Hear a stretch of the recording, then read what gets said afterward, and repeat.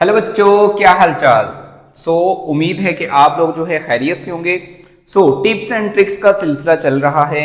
Last video में हम लोगों ने देखा था टर्मिनेटिंग और नॉन टर्मिनेटिंग को बगैर सॉल्व किए डायरेक्टली किस तरह से आप लोग फाइंड करेंगे, सर ने आपको सिखाया था। आज की इस वीडियो में हम लोग सीखेंगे कि HCF को किस तरह से हम कैलकुलेट करें, वो भी बगैर किसी कैलकुलेशन के। सवाल को देखें और जनाब फौरी उसका आंसर दें। तो सर अरसलान से जो है हम सीखेंगे। जी सर। आपकी इस ट्रिक में आज क्या यूनिक होने वाला है? इस ट्रिक में जो यूनिक है, आप देखेंगे जो पुराना जो मेथड है वो हमारा बहुत ज्यादा टाइम कंज्यूमिंग है। जैसे कि हम करते रहे, मैं आपको करके दिखाता हूं, फिर आपको पता चलेगा कि पुराना जो मेथड था वो कितना टाइम लेता है और इससे स्टूडेंट्स करते हुए कह लेके परेशान भी होते हैं। लेकिन जो आज मैं आपको मेथड बताऊंगा वो आपको लगेगा कि सर ये तो कुछ भी नहीं है, ये तो हलवा है। देखते हैं, चलिए सर आप कंटिन्यू करें। देखिए, मैंने आपके सामने एक एग्जांपल लिख दी है। पुराना मेथड ये हमारे पास होता है कि हम इसे लिखते हैं अलग अलग से, इसके प्राइम फैक्टर बना देते हैं, इसको कंटिन्यूसली डिवाइड करते हैं। कैसे? देखिए 2 10 2 5 एंड 5 1 जा। उसके बाद 30 को लिखते हैं 2 15 3 5 एंड 5 1 जा, एंड 40 20 10 5 एंड 1। ये आपने मेथड सीखा हुआ है, इसे हम कहते हैं कंटिन्यूसली डिवाइड। इसके बाद हमने इसको एचसीएफ में कन्वर्ट करना है, इसका फाइंड करना है हाईएस्ट कॉमन फैक्टर। फिर आप क्या करते हैं, 20 को लिखते हैं और इसके जो प्राइम फैक्टर्स आए हुए हैं वो हमारे पास है 2 5। उसके बाद हम 30 को लिखते हैं, वो हमारे पास आए हुए हैं 2 3 5। उसके बाद हम लिखते हैं 40 को, इसके प्राइम फैक्टर आए हुए हैं हमारे पास 2 2 2 5। फिर हम क्या करते हैं, इसमें से कॉमन फाइंड करते हैं। देखिए कॉमन क्या है हमारे पास, ये हमारे पास कॉमन है।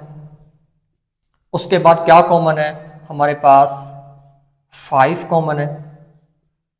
तो जब हम एचसीएफ फाइंड करते हैं, आपको पता है कि हम हाईएस्ट कॉमन फैक्टर निकालने के लिए सिर्फ कॉमन फैक्टर्स को ही लिखते हैं। तो देखें तो अगर एचसीएफ हमारे पास जो निकला है वो 2 × 5 यानी कि क्या निकल आया है 10। ये पुराना मेथड है। ये देखिए, इसने अभी आप वीडियो पे देख रहे हो कि कितना टाइम कंज्यूम इसने किया है। अगर आप करेंगे इससे डबल टाइम भी ये कंज्यूम करेगा। लेकिन आज जो मैं आपको बताऊंगा, आप देखते साथ देखेंगे आपका जो टाइम है इससे हाफ से भी हाफ हो जाएगा। देखिए किस तरह वो मेथड कौन सा है, आइए इसकी तरफ बढ़ते हैं।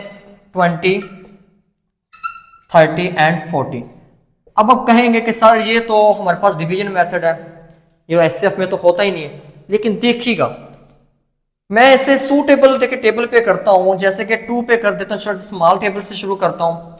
10 आएगा, 15, उसके बाद हमारे पास क्या आ गया 20 आ गया। अब उसके बाद मैं अगेन 2 पे कर देता हूं। देखिएगा, ध्यान से देखिएगा, 2 5 10। लेकिन 15 तो 2 के टेबल में आता ही नहीं है। अब यहां पे तो हमें तो पता है कि इसने कंटिन्यूसली डिवाइड करना ही करना है। अब 15 को हम वैसे उतार लेंगे, नहीं भाई गलत हो जाएगा। जो किसी इसमें से तीनों में से किसी एक फैक्टर को भी डिवाइड नहीं करेगा उसे आपने निकाल देना है। अब इसका मतलब ये है कि जो 2 है वो इन दोनों को तो कर रहा है लेकिन 15 को नहीं कर रहा। तो यहां पे हम रुक जाएंगे, आगे नहीं करेंगे। 2 को हम निकाल देंगे। अब हम 3 पे करेंगे तो 3 पे देखेंगे, 3 पे तो 10 नहीं आता, यानी कि 3 भी गया। अब उसके बाद 4 के टेबल में 10 भी नहीं आएगा, 15 भी नहीं आएगा, यानी कि ये भी गया। अब हमारे पास बचा है 5, हम 5 पे कर देते हैं। 5 पे देखें, 5 2 10, 5 3 15 एंड 5 4 20। अब उसके बाद देखें, अगर मैं 2 पे करता हूं तो 3 नहीं जाएगा। अगर मैं 3 पे करता हूं, ये दोनों नहीं जाएंगे। जब हमारे पास कंटिन्यूसली डिवाइड में कोई भी टेबल इन तीनों को डिवाइड नहीं कर रहा होगा तो यहां से हमारा वो जो क्वेश्चन है वो खत्म हो जाएगा, वहीं पे रुक जाएगा। जो हमारे पास फैक्टर आए, इसके अलावा पॉसिबल इसके कोई फैक्टर्स नहीं है। आप देख लें, अगर कोई इन तीनों को डिवाइड करे आपने वही ही लिखना है। तो यहां से देखें हमारे पास एचसीएफ में जो ये जो 2 आए हुए हैं 2 × 5, तो हमारे पास क्या आ गया 10। आप देख लें हमारा आंसर जो वो और ये वाला सेम है।